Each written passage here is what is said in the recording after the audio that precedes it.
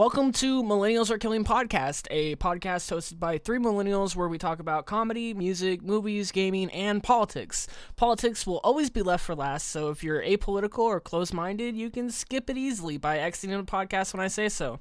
I'm Robyn, a rap artist, political science undergrad, and newly born content creator, and these are my wonderful co-hosts and friends, minus one, because Jordan got called in to work today. So, you want to introduce yourself? I'm Miller. Yeah, he's Miller. Yeah, he does. He's a criminal science undergrad, and Yeah, about to walk in a year. oh, that's Or yeah, next yeah. semester, I mean. So I have a lot to talk about when it comes to politics, and that's generally my job to kind of write about the politics stuff. So if you want to get into like the gaming news and whatever you brought first, so that we don't, yeah. All right. The first thing I wanted to address is recent games coming out made by AAA developers doing the old early access idea, where a lot of developers like to release their things unfinished and expect the people who paid for the product to be beta testers, which is pretty scummy. And hopefully that we can have some advances in the Consumer Protection Acts, because a lot of what protected consumers and protects consumers nowadays is more on like not of our current generation products like video games and that form of media. Yeah. More of like music and Film and stuff. and film. Yeah. So a good example is of Fallout 76 and Red Dead Online being in beta, and a lack of content in from both fields. But a lot of people who I feel it's kind of okay when that happens is indie developers, when they're kind of just putting their like toes in the water. trying to fund the game. I can think of quite a few games that did that. Like DayZ is almost it's almost ready for its full release launch. Oh, but, no, it's out. Yeah, but I'm saying like it built a lot of its. It was originally a mod. And then it slowly became a standalone, and it went through early access on Steam, where you could buy it and stuff like that. And it's about to not about to, but it did launch its full release recently. But I feel like there's a significant difference between the early releases coming out of like indie developers who kind of need that extra budgeting in the early phases, and a AAA developer seriously slacking on release. You brought up Fallout 76, and that's a really good example, because when Fallout 76 came out, they had issues with packeting, to where packeting was like client side, so you could modify your packet, and you could also intercept other people's packets if they just so happened to be on your server or whatever. It was a really complicated issue, but it's really disappointing coming from Bethesda as a AAA developer.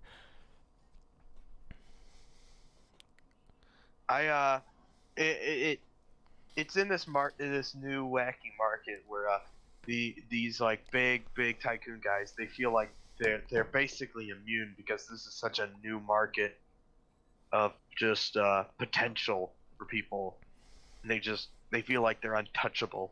Yeah. And it's really frustrating, because like when you have AAA developers like Bethesda and Rockstar doing this, it's even more disheartening, because they were supposed to be kind of the pillars of game creation in the current game industry. Because when you think about like respectable and like ethical game creators, you think of them, but you don't think of like EA and the big names like Microsoft and etc., because they've ruined their reputation a lot. And so it's really disheartening to see these other developers kind of go down that same path. A really good example is like a lot of studios have a face behind them, like Nintendo with Reggie and Bethesda with Todd Howard. Yeah. I can't look at Todd Howard the same now after 76. because he kind of just betrayed his audience. Yeah, I And couldn't really look at him in the same after he back in remade the Skyrim. Oblivion days, he was like, man, he was just a little guy. He's like, you can do so much in this world. But Yeah. saw a man who sits on a throne of lies now. He sits on a throne of Skyrim remakes. Yep. Yep. Why can't they remake Oblivion or Morrowind? I don't know, man. But we have 5 Skyrims, so that's all we have need. 5 Skyrims. 5 Skyrims. Yeah. Never, ever have enough of Skyrim. For sure. But yeah, there's a bunch of like early access games that do this really well, to where like I feel like there's a big stigmatism against early access, and especially like the Steam community nowadays, because of like AAA developers trying to use it as an excuse. But there's a lot of early access games that are really killing it, like Ark and DayZ and many other games like that are that really, they had a lot of the content to begin with, but putting it on early access shows that they're like, they're still working on it. But I guess what I'm trying to get at is I think a lot of these AAA publishers have this misconception of that since early access games are around, that means that they can make unfinished games. And when in reality, a lot of these early access games that do well, they're not unfinished games. They're games that are pretty much finished, that are getting trinkets and things added on as it goes. It's like being polished up, not finished, I would say, Yeah. So, yeah, I can imagine that being really frustrating, especially if you're an active consumer. I don't buy games that often actively. I know that you're a little bit more active in gaming than I am. But what I try to do is I try to guide my father into a smart consumer position. Yeah. Because it can be. I mean, especially if you're a kid. Like growing up. Like we're millennials, of course, but like growing up, we didn't have these problems of like eShops and microtransactions and stuff like that. And having like 10-year-olds and like 12-year-olds and stuff be introduced to gaming through microtransactions and early access titles and stuff like that, it really teaches them to be like not financially aware. It teaches them not to be financially aware, I feel like, and it promotes kind of like on the spot spending more than anything, which is not a good thing to have coming from the gaming community. I feel one of the best things we can do right now is we should try to inform like parents of this. For sure. Like I know how oh man, I forgot. Was it? I think it was either Roblox or was Fortnite. They had a statement or something released that was along the lines of like microtransactions and parents being involved and stuff. I don't really have it pulled up or any sort of citing for it, but it's like it's definitely I feel like there is a certain amount of responsibility on the developers and the publishers to inform parents about microtransactions, what they mean, what they are, and make sure that parents aren't like feeding an early gambling addiction via loot boxes or something, See, that's why I feel we need more like consumer like protection. Yeah. Because without. Sorry, go ahead. Without like us protecting our consumers and such, we're just gonna be kind of screwed. Yeah, for sure. Especially in the gaming community with so many young kids in it, and with the gaming community is also pretty popular with people who have mental health issues, because it is kind of an escape, and so there's a big part of the video game community that also comes from people who aren't as mentally sound too, and so there's a lot of concerns that come in whenever we're talking about like publishers and developers being really financially unethical. Like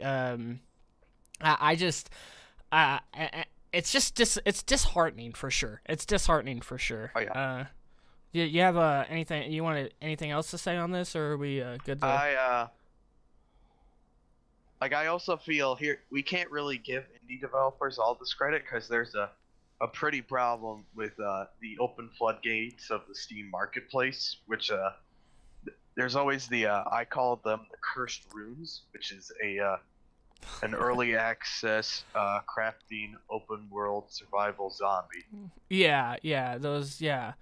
And those take the attention of that's kind of what I was getting at earlier with like younger people being members of the gaming community, is that those digging games, as I guess some people call them nowadays, are games that are very easily picked up by children, and you know instead of spending money on like stuff that the like instruments and stuff like that. I know I'm sounding a little bit too old right now for my own good, Yeah. but instead of like pursuing like productivity, these kids are buying the next zombie sandbox game, and it just keeps going and going and going because they just keep making early access games, and these developers a lot of these, and this isn't just exclusive to AAA publishers. There's a lot of indie developers that they make projects, they publish it on early access, and then they abandon it, and it becomes abandonware, and these kids spend like $20 on it,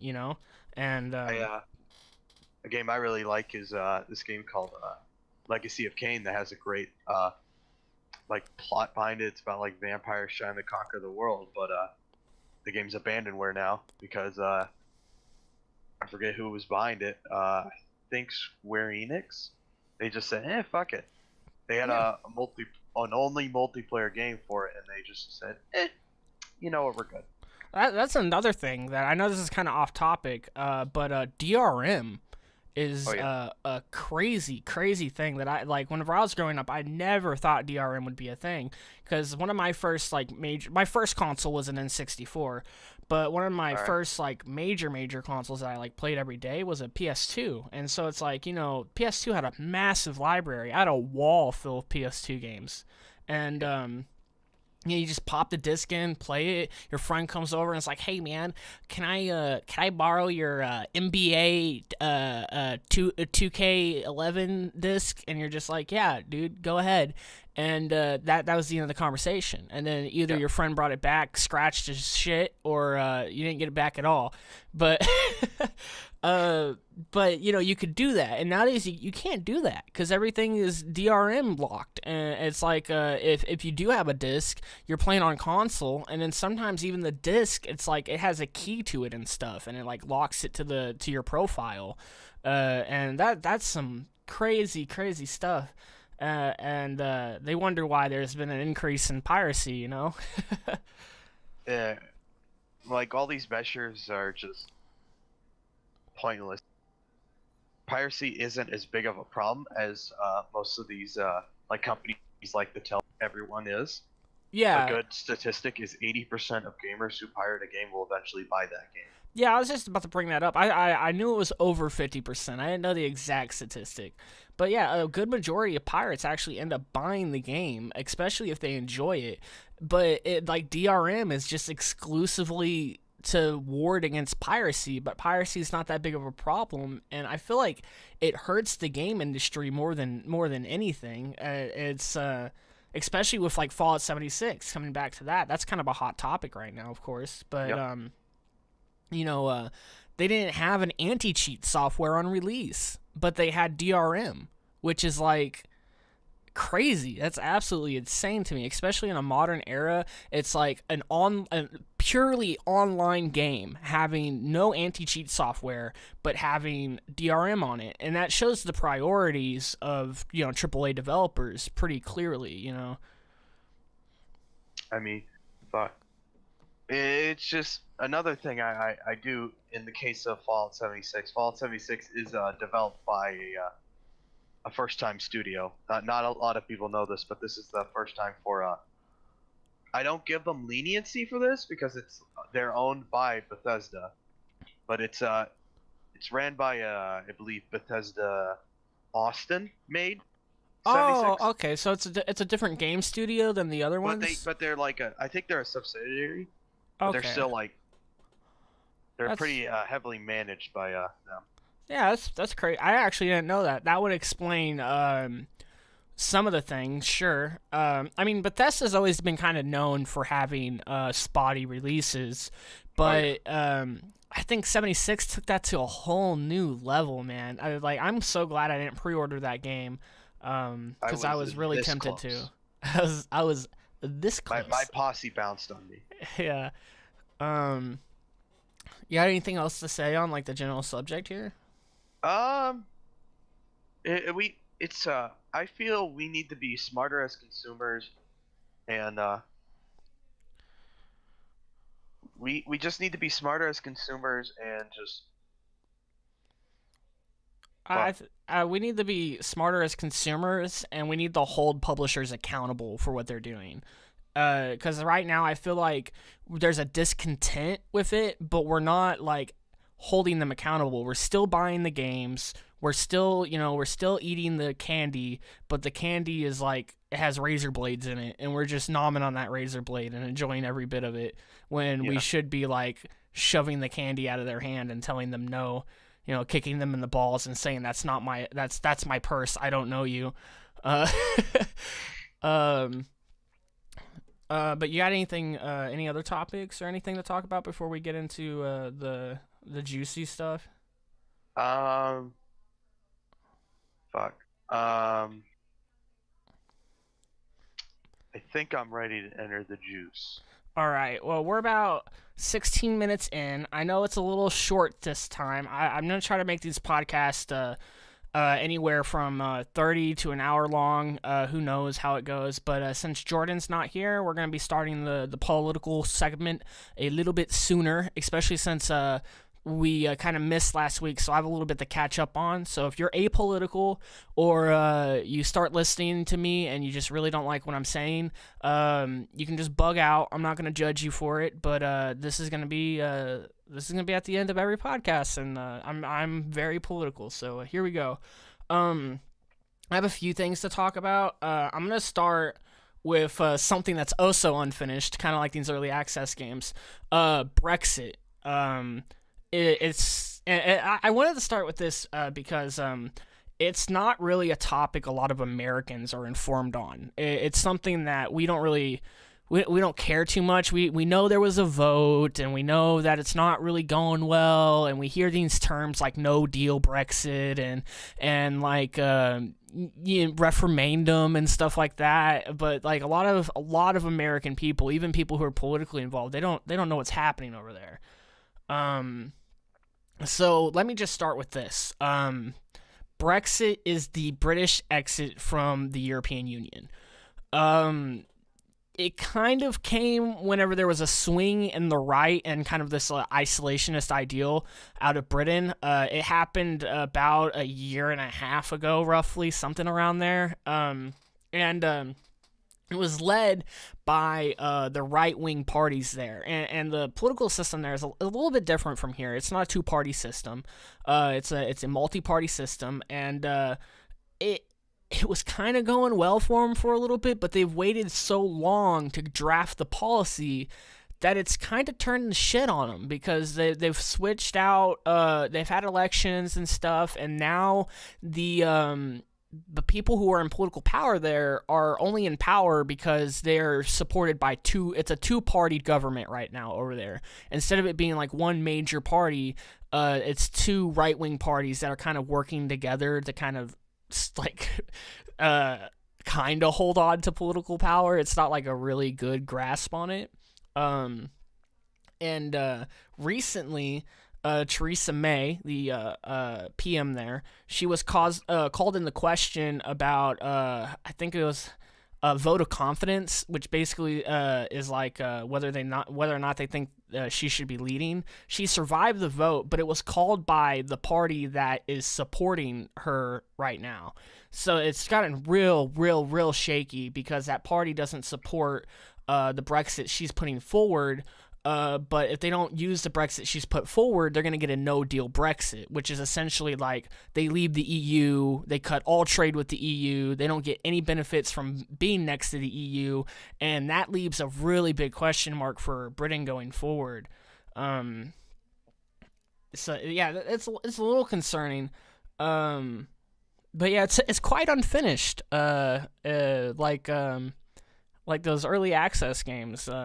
You have anything? I from what from what I very little know about all this Brexit stuff is I'm pretty sure from the perspective of my grandmother who was sort of around that area, it's been that way for a very long time. This is a pretty like drastic change because I remember her community after the Second World War. She was around in that area. It was a more leftist change, and Yeah, this is a pretty drastic change in sort of venues.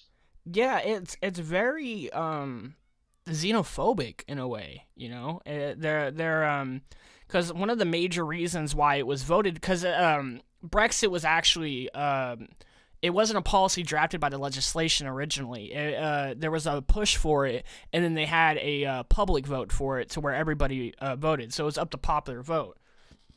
And Yeah, that popular vote was barely won in favor of it.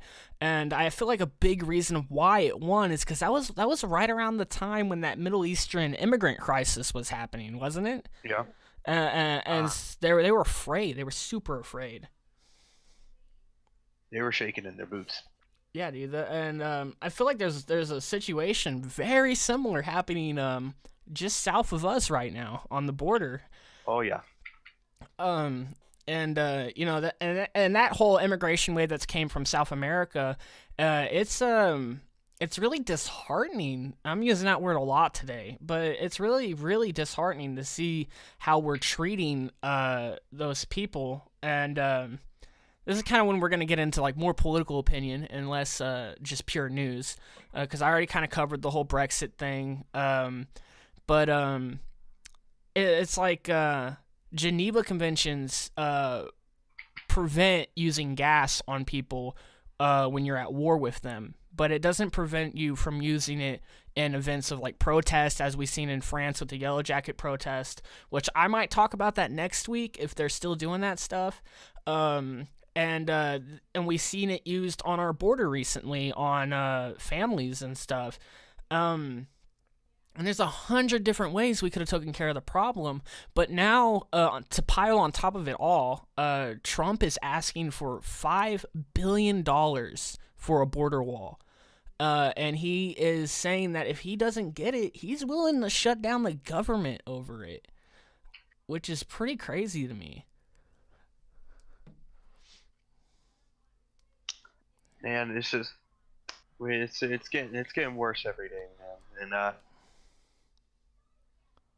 feel we're running out of time, and we need to like come as a nation together and make a call somewhere along the line, because or draw something in the sands, Yeah, because it's there has to be a line where we have to be like these people are human too. Like I feel like a lot of people have this like America first mentality, especially after the 2016 election, but and like regardless as if they're American or not, they're humans, and we're like telling them to go back to politically corrupted and like really like dangerous areas. And I mean, a lot of people cite like problems with like how we don't even have enough for our homeless veterans and we don't have resources. But then it's really hard to believe that argument when Trump wants $5 billion for a wall. Like instead of spending $5 billion for a wall, that $5 billion could go towards immigration services. It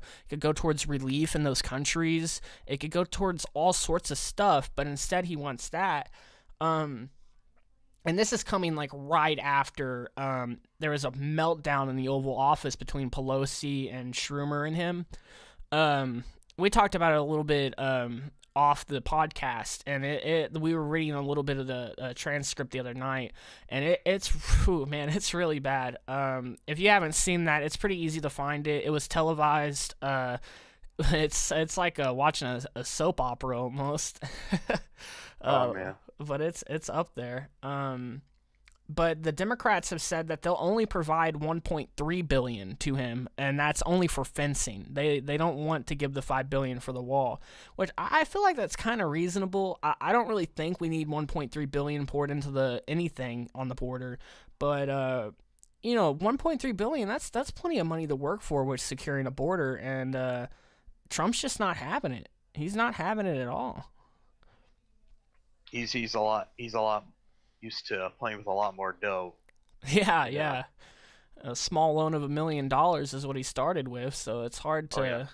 I mean, it's really hard to put in the scale just how much a billion is in comparison to like a lot of other things. I mean, people say $1 million is a lot, but a billion is like a lot, like more than 100 times what $1 million is. And so it's pretty crazy to suggest that $5 billion is what we need for a wall that like it might not even be supported in the coming years, given how the American political system swings left and right and left and right. Um, but the shutdown in question, if he does do it, could actually have pretty big impact on things. And with the holiday season coming up, a lot of politicians they've lost hope in trying to secure a deal on it, and some of them are just leaving DC and they're going home for the holidays, and they're just calling it quits, and that might very well cause us to experience a government shutdown heading out of the year and potentially into January as well. It's just I think maybe a shutdown is inevitable, but not the one that Trump wants to happen. More of we can't come to a conclusion. Yeah, Just get out of my sight. yeah, and that's like it's really frustrating that this is the way it has to be with it, and luckily, the legislators have planned out 75% of the government budget into September. And so if there is a government shutdown, it'll only affect 25% of the government, which is a little relieving because it's not going to be a complete shutdown. It'll only be a partial one. But in case you guys aren't really familiar with what a shutdown really entails, it's national parks will be shut down, national monuments will be, some offices will be shut down, some governmental services will be shut down. It's estimated that 40% of government employees, including workers from the Housing and Urban Development and NASA, will be not working. The only reason they'll be working is if their jobs are considered necessary for the government to run. Otherwise, they will be sent home, and there will be millions of dollars worth of productivity loss because of this. And it's all over a stupid wall, man. And I mean, people want to talk about a waste of tax money, but we're about to lose millions of dollars because we're shutting the government down over a wall. Yeah, it's just we had to build a wall to appease him, and now the wall's gonna tear us apart in the end. Yeah. One really interesting thing, I think was it Ron Paul? It was some libertarian guy who said it. And I think this is a really important thing for like some of you right wing listeners who may not be like completely on board with us in terms of like not wanting a wall, but a wall doesn't just keep people out; it keeps people in.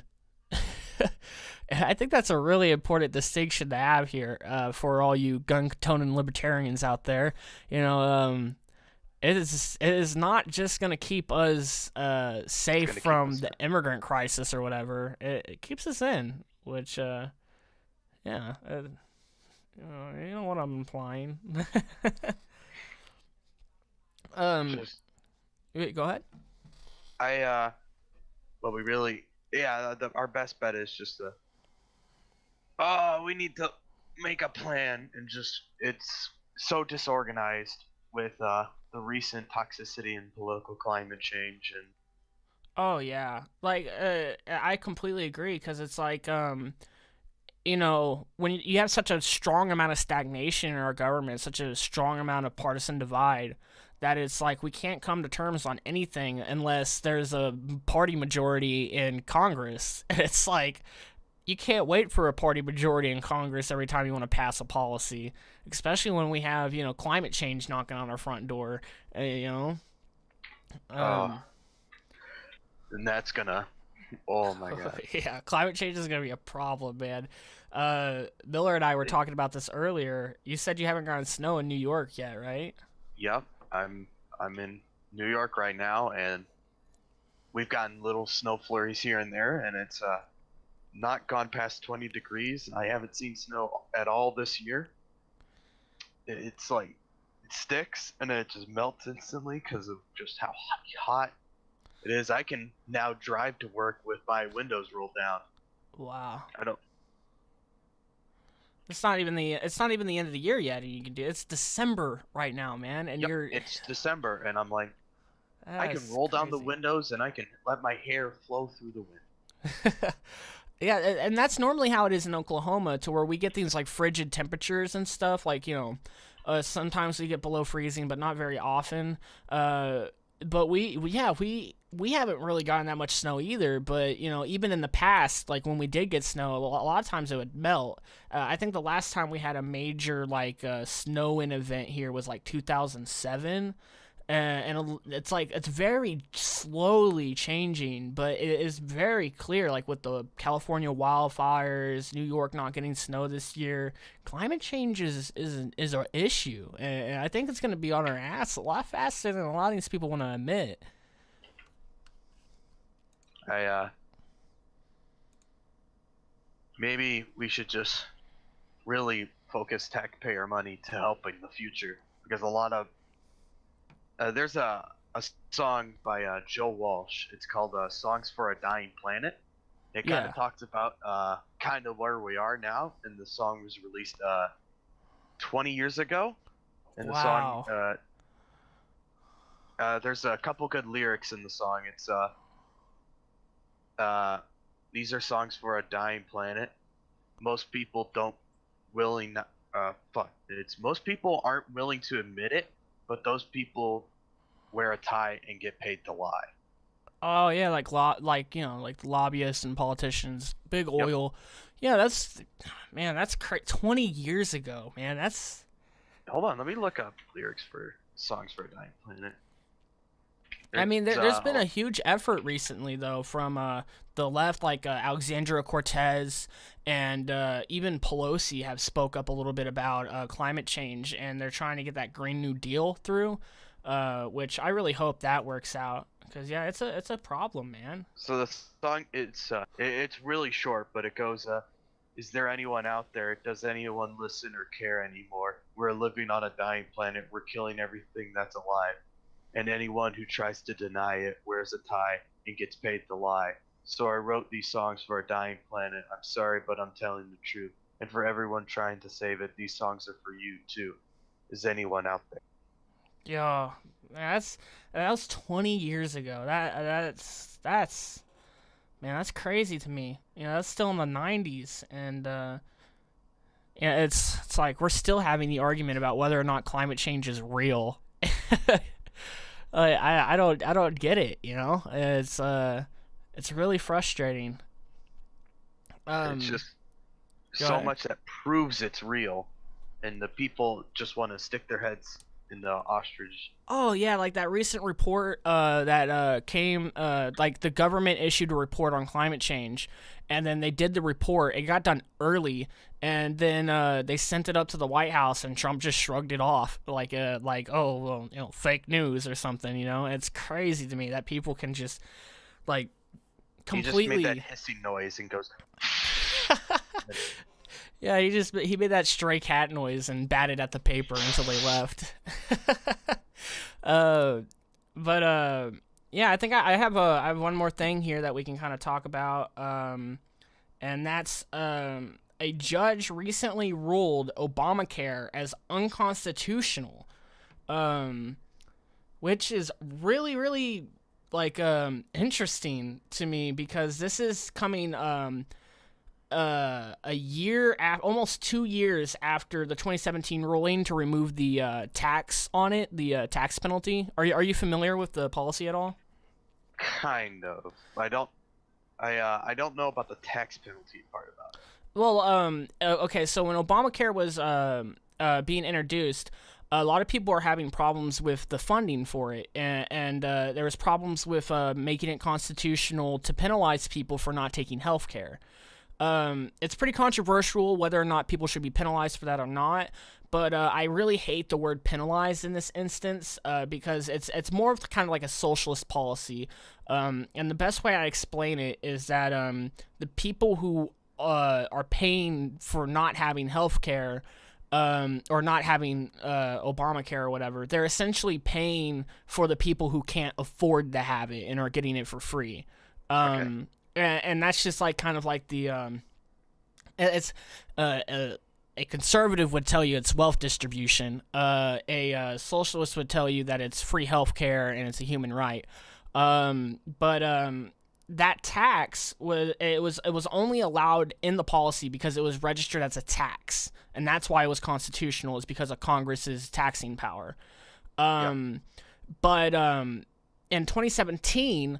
A Republican held Congress repealed that portion of the law. They repealed the penalty and the tax. And that essentially removed the funding for the bill. And since there's nothing for the bill to be funded by, in theory, on paper, not necessarily like actually, like there's no resources, a judge recently ruled that it's unconstitutional because it doesn't have the tax there anymore. And surprise, surprise, the judge is a George Bush appointee, so he's a Republican judge. It just feels really underhanded. Like I feel like this is a planned action to a certain extent. Maybe not like to some crazy extent. Like I'm not saying like it's some big conspiracy, but like at the same time, it's like shit, like, you guys are the one who repealed the tax portion of it, and now you're going to try to repeal the entire thing because you repealed the constitutionality from it? That seems kind of backwards. As long as they can get away with it, man, they'll do whatever they can. They'll just make the other guy look bad. But they are trying to go for a full repeal of it, but a lot of people have been saying, like, don't worry about it. It's going to take, it's probably going to go up to the Supreme Court.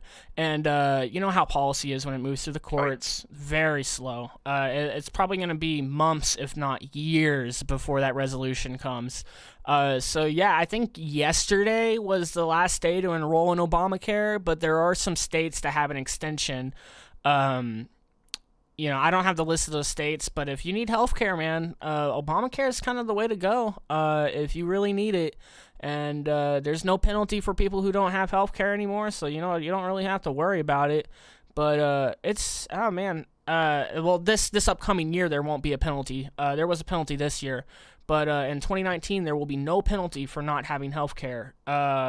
But the healthcare coverage will still be there, meaning that there will be probably a lot of out-of-pocket expenses coming from the government.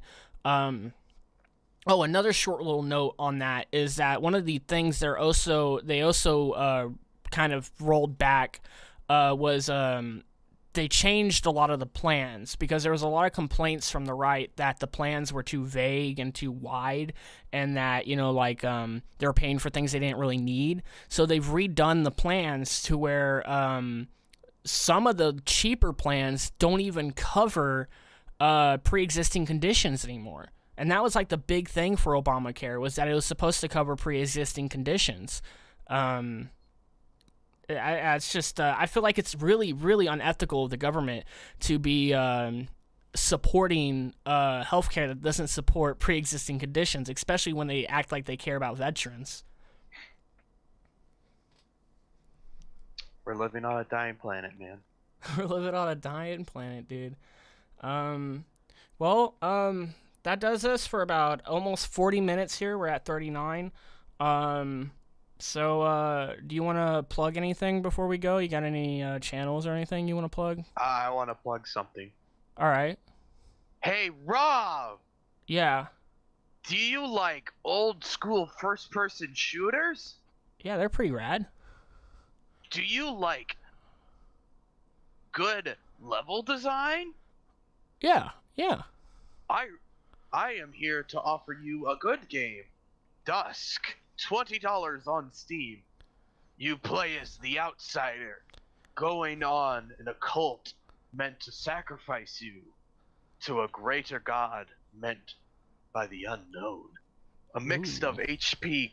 Lovecraftian horror writing, this old school first person shooter reminiscence of games such as Blood and many more. Give it a look. Give it a look. Did you read that off the Steam page? I understand. No. You can find me all over social media. You can find me on Twitter at that one witty dude. Dude spelt with 2 O's and no E. So it's like DOOD. You can find me on YouTube at Robyn Hood. And you can find me on SoundCloud by looking up Kirk Tulsa. Thanks for stopping in for the podcast. I know it's kind of scuffed this time, but we'll get better as we go. And yeah. Deuces. Disney 365. See ya.